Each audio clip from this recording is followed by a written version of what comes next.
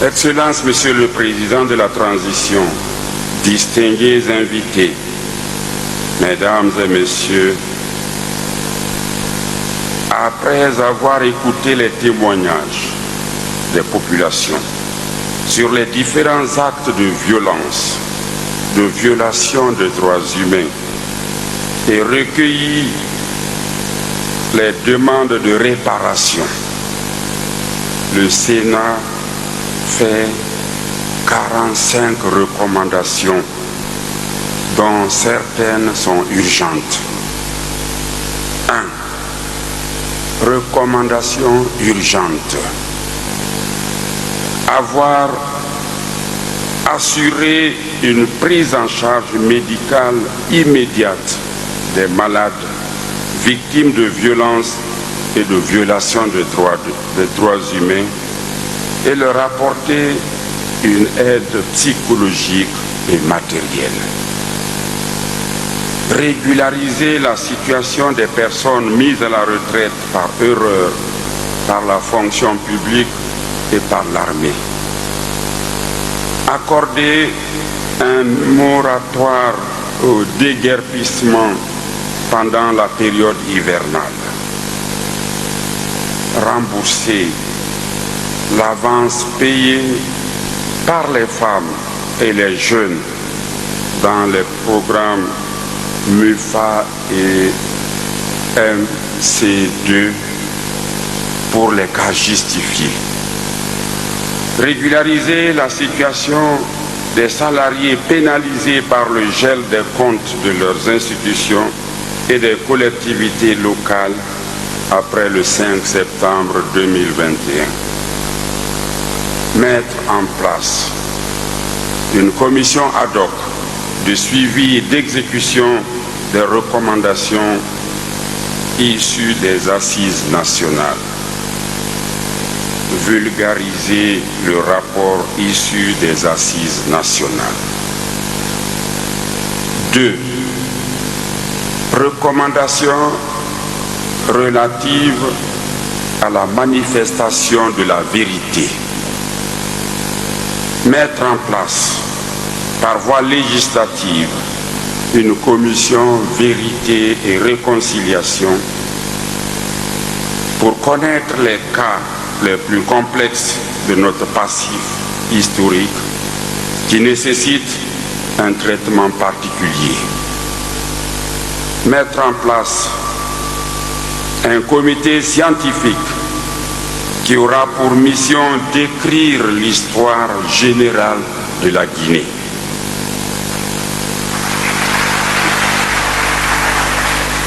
Mettre en place, mener des démarches pour l'obtention de la déclassification des archives portant sur la Guinée, en Guinée et à l'étranger, pour établir la vérité et faire un travail mémoriel.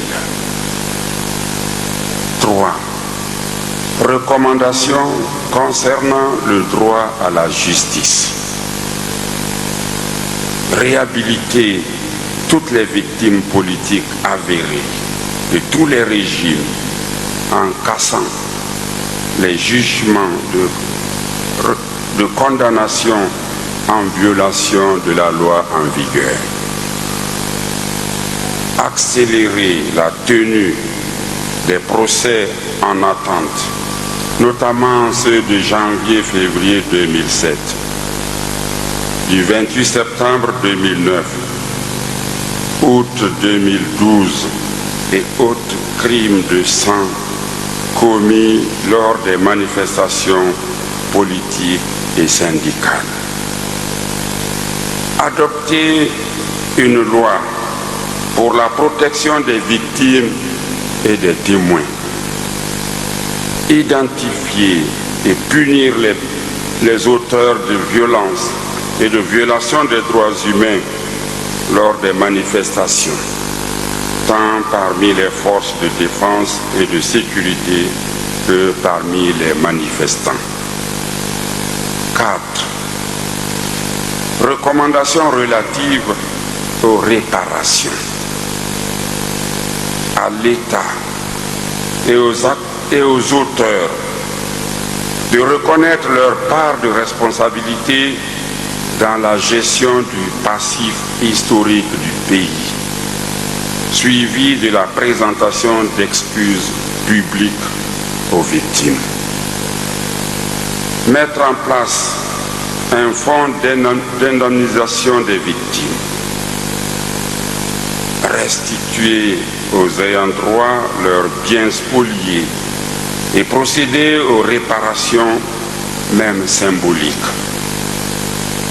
Transformer la partie carcérale du camp Kamayenne en un lieu de mémoire par la construction des monuments du souvenir.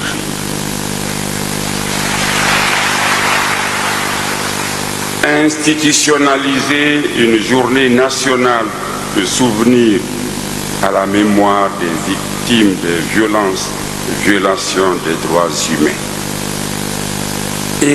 Ériger des musées, monuments, stèles dans tous les lieux de mémoire et attribuer aux édifices et voies publiques des noms puisés dans le riche répertoire de notre patrimoine historique. Localiser et sécuriser les charniers afin d'identifier ceux qui y furent ensevelis et restituer les restes aux familles afin qu'elles fassent enfin leur deuil. 5. Recommandations liées aux réformes institutionnelles. Renforcer l'appareil judiciaire,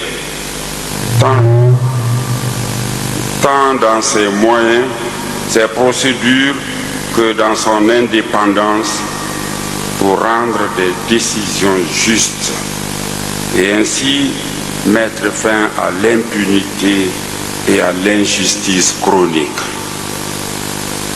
Adopter une loi qui condamne les propos et attitudes à caractère ethnocentrique, communautariste et religieux. Créer une institution nationale de prévention, de gestion et de résolution des conflits pouvant porter atteinte à la cohésion nationale. Réduire le nombre de partis politiques.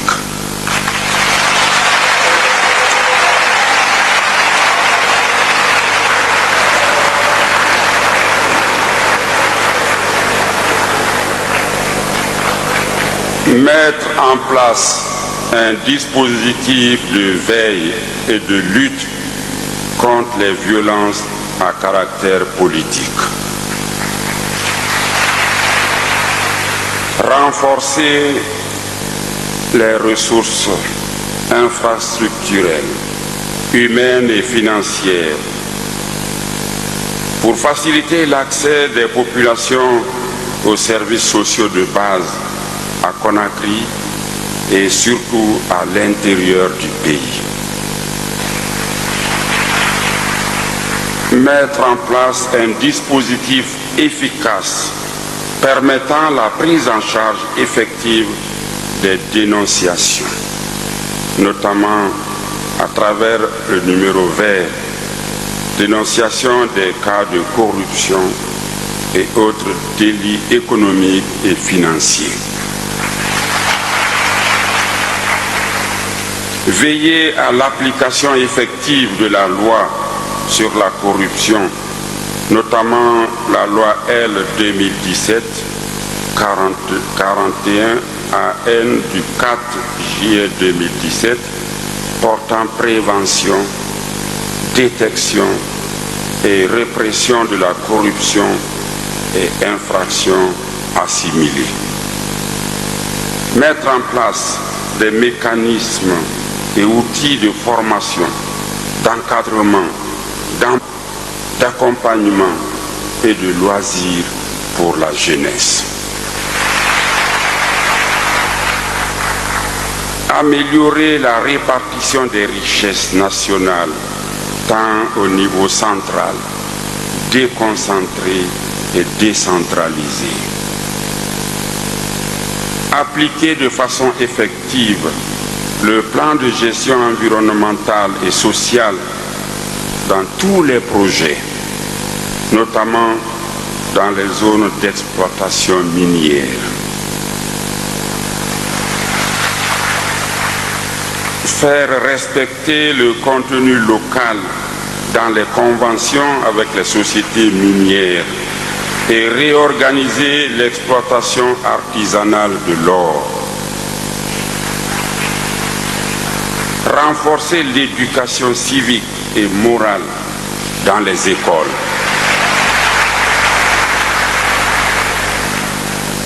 Faire appliquer et durcir la loi contre les mutilations génitales féminines, MGF. Adopter une loi interdisant le mariage précoce et forcé. Adopter une loi accordant un quota aux personnes vivant avec handicap, dont les personnes atteintes d'albinisme, dans l'octroi des postes de responsabilité à tous les niveaux. Faciliter l'accès des personnes vivant avec des handicaps aux infrastructures publiques.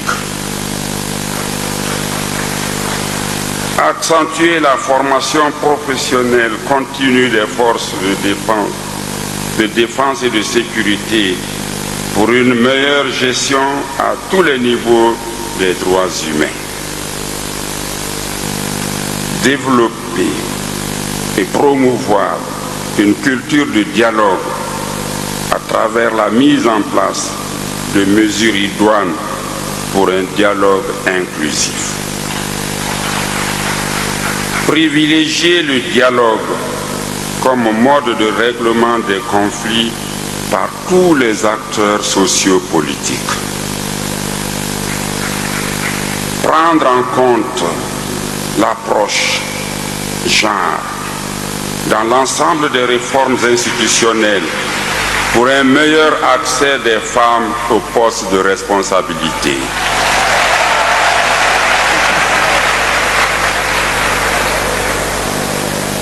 Réviser et veiller à l'application stricte de la charte des partis politiques.